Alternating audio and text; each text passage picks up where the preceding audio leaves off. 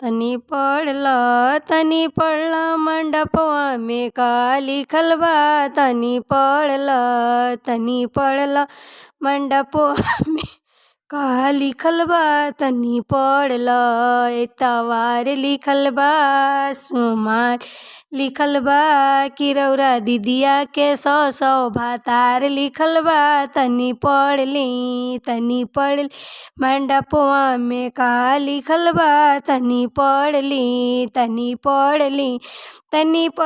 मंडपवा में का लिखल बा। तनी पढ़ ली आई लिखल बा, आई लव लिखल बा, समधी जी के दीदिया के सौ यार लिखल बा। तनी पढ़ ली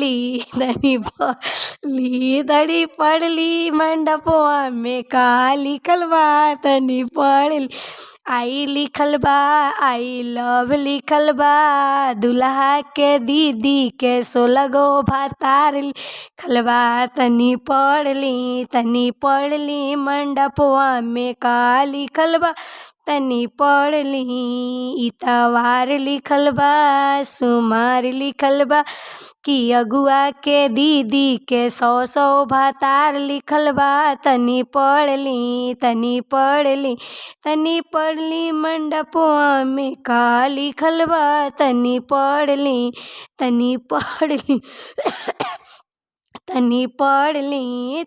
पढ़ ली मंडपवा में का लिखल बा। तनी पढ़ ली आई लिखल बा, आई लव लिखल बा, दुल्हा के दीदी के 16 गो भातार लिखल बा। तनी पढ़